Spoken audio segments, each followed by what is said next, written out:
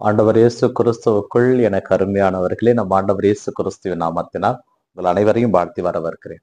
பிரியமானவர்களே, ஒருவருடைய வாழ்க்கை அவன் வாழ்வதை பொறுத்துதான் வரலாற்றிலே எழுதப்படுகிறது. கிறிஸ்து இயேசுவில் மிகவும் பிரியமானவர்களே, தாயாம் திருச்சபை புனித திருமுழுக்கு யோவானுடைய பிறந்த நாளை கொண்டாட நமக்கு இன்று அழைப்பை விடுக்கிறது. இந்த திருமுழுக்கு யோவானை பற்றி நாம் அறிந்து கொள்ள வேண்டுமென்றால், இன்றைய முதல் வாசகத்தின் வழியாக ஆண்டவர் தேர்ந்தெடுத்தவர் எந்த செயலை செய்வார்? அவர் கருப்பையில் இருக்கின்ற பொழுதே ஆண்டவர் அவருக்கு எந்த செயலை செய்ய வேண்டும் என்று தீர்மானித்திருப்பார்.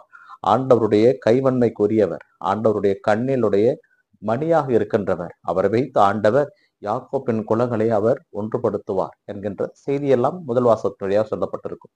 புனித சின்னப்பரும் திருத்தூதர் பணிகள் நூலில் இருந்தும் இதே செய்தியை தான் நாமும் கேட்போம். திருத்தூதர் பணி நூலிலிருந்து இரண்டாவது வாசகமாக திருமுழுக்கு யோவான் யார், திருமுழுக்கு யோவான் எதற்காக அனுப்பப்பட்டார் என்ற செய்தியை சொல்லிவிட்டு இறுதியாக அந்த மக்களிடம், நீங்கள் நினைக்கின்றவர் நான் அல்ல, நீங்கள் நினைக்கின்றவருடைய மிதியடி வாரி அவிழ்க்கு கூட எனக்கு தகுதி இல்லை என்று தன்னை தாழ்த்தி கொண்டவர் என்று சொல்லப்பட்டிருக்கும். நற்செய்தி வாசகத்திலே எலிசபெத்திற்கு பேறுகாலம் வந்த பொழுது அந்த நிகழ்வு முழுவதும் சொல்லப்பட்டிருக்கும். இங்கே இந்த திருமுழுக்கு யோவானை பற்றி நாம் சிந்திக்க அழைக்கப்படுகிறோம்.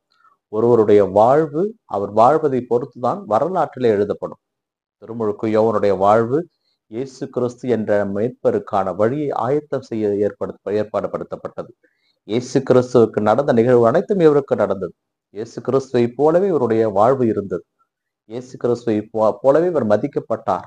அதிசயங்கள் இவர் செய்யவில்லை, அற்புதங்கள் இவர் செய்யவில்லை. ஆனால் இவர் வாயிலிருந்து வந்த வார்த்தைகள் அத்தனையும் ஆசீர்வாதத்துக்குரியவை. இருந்தாலும் அவர் யாரையும் கண்டு பயப்படவில்லை, மரணத்தை கண்டு ஓடவில்லை.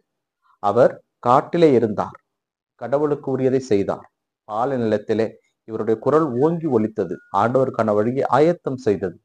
அதனால்தான் இயேசு கிறிஸ்துவே இந்த திருமுழுக்கு யோவானை பார்த்து, மனிதருள் பிறந்தவர்களுள் திருமுழுக்கு யோவானை விட பெரியவர் எவரும் இல்லை என்ற ஒரு செய்தியை இங்கே சொல்லுவார்.